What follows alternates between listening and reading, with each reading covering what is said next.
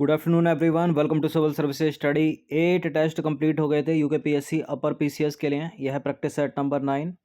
देखिए 8वें टेस्ट में हमने इंडियन पॉलिटी के प्रश्नों को कवर कर रहे थे। ये टेस्ट नंबर 9 है, उसी के आगे से कंटिन्यू करते हैं। डिस्क्रिप्शन बॉक्स में लिंक है, वहाँ पर आप टेस्ट नंबर 1 से लेकर 9 तक पहुँच सकते हैं। प्लेलिस्ट इसकी बना रखी है। जितने भी स्टूडेंट यूकेपीएससी पीसीएस के लिए अब आवेदन करना चाहते हैं तो 28 दिसंबर तक फॉर्म भरने की डेट आप भर सकते हो। क्वेश्चन नंबर 1 पर आ जाइए। संविधान के किस अनुच्छेद में उपबंध है कि राज्यसभा में प्रत्येक राज्य के प्रतिनिधियों का निर्वाचन उस राज्य के विधानसभा के निर्वाचित सदस्यों द्वारा आनुपातिक प्रतिनिधित्व पद्धति के अनुसार एकल संक्रमणीय मत द्वारा किया जाएगा? अनुच्छेद 123, 213, अनुच्छेद 73, 3 या 80(4? तो अनुच्छेद 80(4) में इसका उपबंध है। ठीक है, ऑप्शन नंबर बी। तो संविधान के अनुच्छेद 80(4) में उपबंध है कि राज्यसभा में प्रत्येक राज्य के प्रतिनिधियों का निर्वाचन उस राज्य के विधानसभा के निर्वाचित सदस्यों द्वारा आनुपातिक प्रतिनिधित्व पद्धति के अनुसार एकल संक्रमणीय मत पद्धति के द्वारा किया जाएगा। और मतदान की इस प्रणाली को हेयर योजना कहते हैं। और भारत में राष्ट्रपति और राज्यसभा के सदस्यों के निर्वाचन में जो है इसे अपनाया जाता है। नंबर 2 पर आ जाइए। संसद के किसी भी सदन के सदस्य की अयोग्यता संबंधी प्रश्नों का निर्णय करता है कौन? निर्वाचन आयोग, संसद का संबंधित सदन, भारत का मुख्य न्यायमूर्ति या निर्वाचन आयोग की सलाह पर राष्ट्रपति? निर्वाचन आयोग की सलाह पर राष्ट्रपति। तो संविधान के अनुच्छेद 103 में यह उपबंध है कि यदि यह प्रश्न उठता है कि संसद के किसी सदन का कोई सदस्य अनुच्छेद 102(1) के तहत अयोग्यता से ग्रस्त हो गया है या नहीं, इसका निर्णय करेगा राष्ट्रपति और उसका निर्णय अंतिम होगा। किंतु ऐसा करने से पहले राष्ट्रपति जो है भारत के निर्वाचन आयोग की राय लेंगे और उनकी राय के अनुसार ही काम करेंगे। क्वेश्चन नंबर 3 पर आ जाइए। संविधान में 10वीं अनुसूची जोड़ी गई। 21वां संविधान संशोधन अधिनियम 1967, 42वां संविधान संशोधन अधिनियम 1976, 71वां संविधान संशोधन अधिनियम 1992 या 52वां संविधान संशोधन अधिनियम 1985। ये चारों के चारों आर्टिकल मोस्ट इंपॉर्टेंट है। अलग अलग एग्जाम में अलग अलग बार कई बार पूछे गए हैं। देखिए 21वां संविधान संशोधन तो भाषा से संबंधित है, ये तो है नहीं। इसके द्वारा 3 भाषाएं भारतीय संविधान की 8वीं अनुसूची में जोड़ी गई, मणिपुरी, कोंकणी और नेपाली। और 42वां संविधान संशोधन, ये तो कॉम्पिटिटिव एग्जाम का पालतू है, फेवरेट है, बहुत पूछते हैं, इससे कई प्रश्न बने।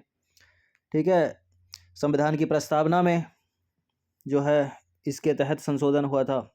समाजवादी, अखंडता और पंथ निरपेक्ष शब्द जोड़े गए थे। मिनी कॉन्स्टिट्यूशन भी इसको बोलते हैं। देखिए एक पलटना चाहेंगे एक चीज़ को, क्योंकि वो 71वां संविधान संशोधन अधिनियम है। इसमें ये भी भाषा से संबंधित है 21वां, लेकिन इसमें सिंधी भाषा जोड़ी गई थी। ठीक है, एक ही भाषा इसमें जोड़ी गई, 3 भाषा यहाँ जोड़ी गई। 71वां संविधान संशोधन अधिनियम 1992 में मणिपुरी, कोंकणी और नेपाली भाषा और सिंधी भाषा जोड़ी गई 21वां संविधान संशोधन अधिनियम 1976 में। ठीक है, तो जो इसकी बात थी वो इसकी थी दरअसल। बाकी इसका उत्तर क्या है इस प्रश्न का? इस प्रश्न का उत्तर है 52वां संविधान संशोधन अधिनियम 1982। एक बार फिर से उस चीज़ को दोहरा देते हैं। मूल संविधान में 14 भाषाएं थीं। ठीक है, वर्तमान में 22 भाषाएं। जो इसकी 15वीं भाषा जोड़ी गई वो थी सिंधी 21वां संविधान संशोधन से। ठीक है, 3 और जुड़ी, 18 हो गई, वो था 71वां संविधान संशोधन। ठीक है, और एक और हुआ, वो था 92वां संविधान संशोधन। उससे 4 और जोड़ी गई, वो थी बोडो, डोगरी, संथाली और मैथिली। तो 18 4 22 हो गई। वर्तमान में इस भारतीय संविधान की 8वीं अनुसूची में 22 भाषाएं हैं। 21वां, 71वां और 92वां ये भाषा से संबंधित अनुच्छेद है। इसको याद रखिएगा, कई बार बताया। तो देखिए 52वें संविधान संशोधन अधिनियम 1985 के द्वारा संविधान में 10वीं अनुसूची जोड़ी गई, जिसे दल बदल कानून के नाम से जाना जाता है। इस कानून में दल बदल से उत्पन्न संसद सदस्य की अयोग्यता के संबंध में प्रावधान है। और 91वें संविधान संशोधन अधिनियम 2003 के द्वारा दल बदल कानून में परिवर्तन किया गया और इसे और अधिक सशक्त बनाया गया। नंबर 4 पर आ जाइए। राज्यसभा के संदर्भ में कौन सा कथन गलत है? राज्यसभा को भंग नहीं किया जा सकता। इसका कार्यकाल 6 वर्ष का होता है। इसके 1/3 सदस्य प्रत्येक 2 वर्षों में सेवानिवृत्त हो जाते हैं। इसके सदस्य 30 वर्ष से कम उम्र के व्यक्ति नहीं होंगे। देखिए इसके सदस्य, बिल्कुल राज्यसभा का आपको सदस्य बनना है तो 30 वर्ष की आयु पूरी कर लेनी चाहिए। करेक्ट है स्टेटमेंट। 1/3 सदस्य प्रत्येक 2 वर्षों में सेवानिवृत्त हो जाते हैं, ये भी सही है। इसको भंग ना किया जा सकता, बिल्कुल नहीं भंग हो सकती। लोकसभा भंग होती है। इसका कार्यकाल 6 वर्ष का नहीं होता, इसके सदस्यों का कार्यकाल 6 वर्ष का होता है, याद रखिएगा। राज्यसभा तो एक स्थायी सदन है, ठीक है, जो भंग नहीं होता। इसके सदस्यों का कार्यकाल 6 वर्ष का होता है और इसके 1/3 सदस्य प्रत्येक 2 वर्षों में सेवानिवृत्त होते रहते हैं। तो राज्यसभा एक स्थायी सदन है, इसे कभी भंग नहीं किया जा सकता। इसके सदस्यों का कार्यकाल 6 वर्ष का होता है, ना कि राज्यसभा का कार्यकाल 6 वर्ष का, ठीक है। देखिए, इसके 1/3 सदस्य प्रत्येक 2 वर्षों में सेवानिवृत्त हो जाते हैं। और राज्यसभा सदस्य बनने के लिए न्यूनतम आयु सीमा कितनी है? 30 वर्ष। लोकसभा सदस्य बनने के लिए 25 वर्ष। पंचायत का चुनाव लड़ने के लिए 21 वर्ष। मतदान करने के लिए 18 वर्ष। राष्ट्रपति उपराष्ट्रपति बनने के लिए 35 वर्ष। नंबर 5 पर आ जाइए। निम्नलिखित में से कौन सा कथन सही नहीं है? देखिए, संसद की बैठक को स्थगित करने की शक्ति लोकसभा अध्यक्ष या राज्यसभा के सभापति के पास है। संसद के सत्रावसान की शक्ति राष्ट्रपति के पास है। संसद को विघटित करने की शक्ति भी राष्ट्रपति के पास है। संसद के 2 सत्रों के बीच अधिकतम अंतराल 6 महीने का हो सकता है। देखिए, संसद को विघटित करने की शक्ति जो है ना, वो राष्ट्रपति के पास नहीं, क्योंकि संसद का तो विघटन हो ही नहीं सकता ना। संसद किससे मिलकर बनती है? लोकसभा से, राज्यसभा से और राष्ट्रपति से, ठीक है। अब इसमें तो राज्यसभा भी आ गई, तो राज्यसभा का तो विघटन कहाँ होता है? विघटन तो खाली लोकसभा का होता है। तो इसलिए ये गलत हो गया, स्टेटमेंट सी वाला गलत। Correct correct correct. तो देखिए, राष्ट्रपति राज्यसभा का विघटन नहीं कर सकता, क्योंकि राज्यसभा एक स्थायी सदन है। राष्ट्रपति केवल लोकसभा को विघटित कर सकता है। ऐसा कहाँ लिखा है? अनुच्छेद 85(2) के ख में। तो विकल्प सी गलत है। नंबर 6 पर आ जाइए। निम्नलिखित कथनों पर विचार करेंगे, 2 स्टेटमेंट के साथ बताइए कौन सा करेक्ट है। कोरम या गणपूर्ति के लिए लोकसभा में कम से कम 100 सदस्य और राज्यसभा में कम से कम 50 सदस्य आवश्यक होने चाहिए। लोकसभा या राज्यसभा के पीठासीन अधिकारी केवल बराबर की स्थिति में मतदान कर सकता है। देखिए, कोरम या गणपूर्ति के लिए लोकसभा में कम से कम 55 सदस्य होने चाहिए, 100 नहीं, और राज्यसभा में कम से कम 25 सदस्य होने चाहिए। तो गलत है पहला स्टेटमेंट। लोकसभा या राज्यसभा के पीठासीन अधिकारी केवल बराबर की स्थिति में मतदान कर सकते हैं। दूसरा वाला सही है, पहला वाला गलत है। तो देखिए, संविधान के अनुच्छेद 100 के 3 में उपबंध है कि संसद के प्रत्येक सदन का अधिवेशन गठित करने के लिए गणपूर्ति या कोरम सदन के सदस्यों की कुल संख्या का 1/10 भाग होना चाहिए। यानी लोकसभा के लिए कम से कम 55 सदस्य और राज्यसभा के लिए 25 सदस्य। तो गलत हो गया पहला स्टेटमेंट। अब देखिए, अनुच्छेद 100 के 1 में ही उपबंध है कि, ऊपर वाले 3 में था, तो इस बार अनुच्छेद 100 के 1 में उपबंध है कि प्रत्येक सदन की बैठक में या सदनों के संयुक्त बैठक में निर्णय उपस्थित व मत देने वाले सदस्यों के बहुमत से किया जाएगा, ठीक है, जिसमें अध्यक्ष या सभापति को शामिल नहीं किया जाता और अध्यक्ष या सभापति केवल मत बराबर की स्थिति में जो है निर्णायक मत देता है। 7वां प्रश्न क्या कहता है? निम्नलिखित कथनों पर विचार करेंगे, 2 स्टेटमेंट के साथ बताना कि इनमें से कौन सा सही होगा। संसद के प्रत्येक सदन का प्रत्येक सदस्य राष्ट्रपति या उसके द्वारा नियुक्त व्यक्ति के समक्ष संविधान की दूसरी अनुसूची के तहत शपथ या प्रतिज्ञान लेगा। शपथ या प्रतिज्ञान के पूर्व यदि कोई व्यक्ति सदन के सदस्य के रूप में सदन में बैठता है तो उसे प्रतिदिन 500 रुपये जुर्माना भरना होगा। देखिए, पहली बात तो है कि शपथ जो है वो दूसरी अनुसूची में नहीं है, वो तो तीसरी अनुसूची में। दूसरी अनुसूची में तो वेतन भत्ते की बात हुई है, गलत है पहला स्टेटमेंट। दूसरा वाला सही है, दूसरा वाला सही है तो बी होगा ना, फिर ये प्रिंटिंग मिस्टेक हो गई क्या? तो देखिए, संसद सदस्य राष्ट्रपति या उसके द्वारा नियुक्त व्यक्ति के समक्ष संविधान की तीसरी अनुसूची ना कि दूसरी अनुसूची के तहत शपथ या प्रतिज्ञान लेगा। ऐसा भारतीय संविधान के अनुच्छेद 99 में लिखा है। और संसद का कोई सदस्य बिना शपथ या प्रतिज्ञान के सदन की बैठक में भाग लेता है तो प्रतिदिन के हिसाब से 500 रुपये उसको जुर्माना देगा, जो कि उन लोगों के लिए तो बहुत कम धनराशि है। देखिए, जब तक संसद सदस्य शपथ या प्रतिज्ञान नहीं लेता तब तक किसी बैठक में भाग नहीं ले सकता, वो ना ही मत दे सकता है। 8वां प्रश्न है, अविश्वास प्रस्ताव से रिलेटेड निम्नलिखित में से कौन सा स्टेटमेंट सही है? देखिए, अविश्वास प्रस्ताव किसी एक मंत्री, मंत्रियों के समूह या संपूर्ण मंत्रिपरिषद के विरुद्ध लाया जा सकता है।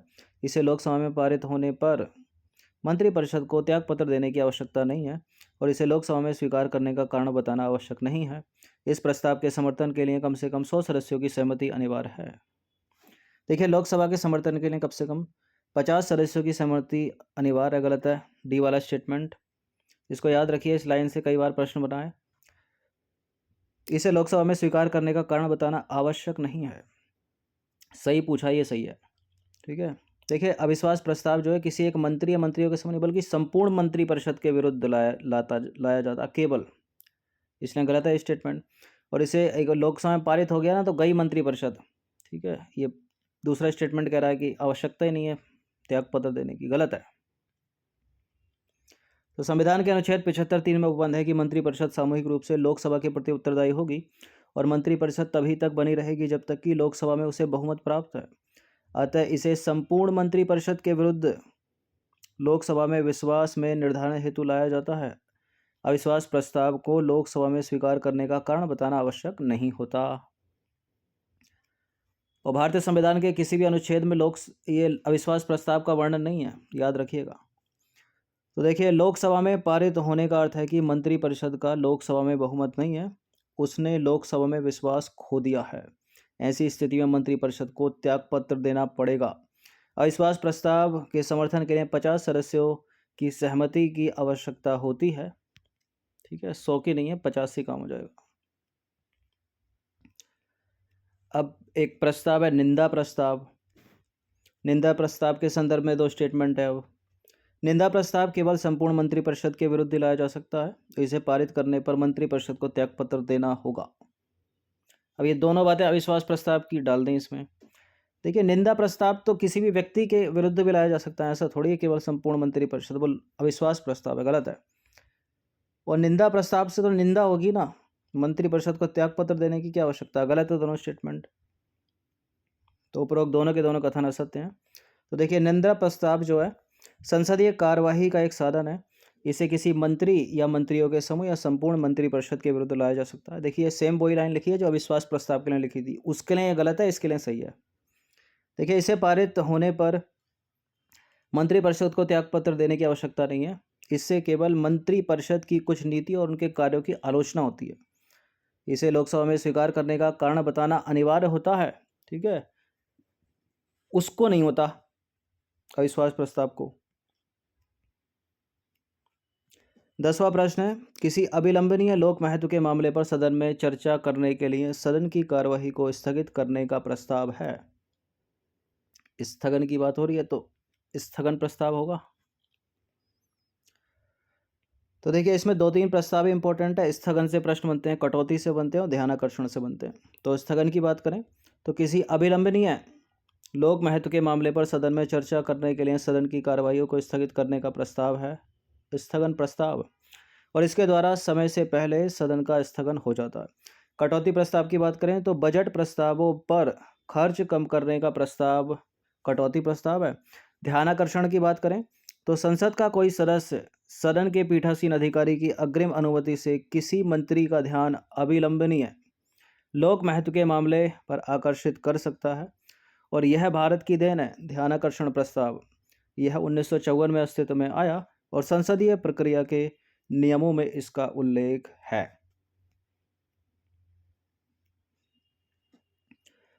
नंबर 11 पर आ जाइए। भारतीय संसद में स्थगन प्रस्ताव लाने का उद्देश्य क्या है?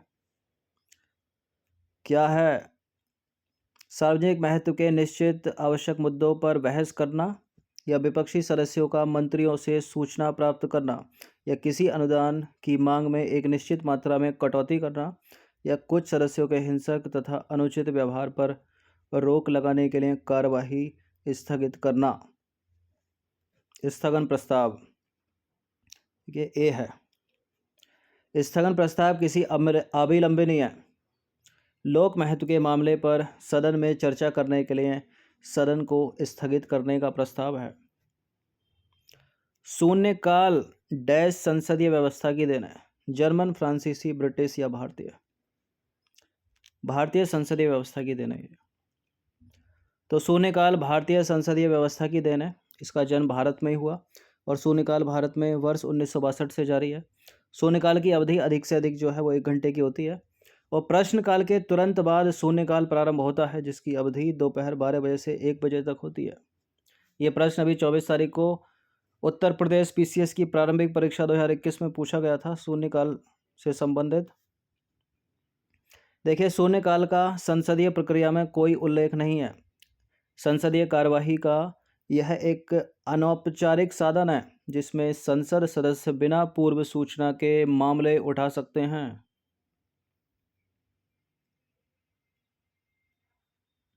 नंबर 13 पर आ जाइए। संसद के स्थगन प्रस्ताव का लक्ष्य है। क्या लक्ष्य है? सरकार को गिराना नहीं, बजट प्रस्ताव में कटौती करना, कटौती प्रस्ताव हो गया वो तो। मंत्रियों से सूचना एकत्र करना नहीं, सरकार की किसी विशिष्ट नीति की आलोचना करना। सी।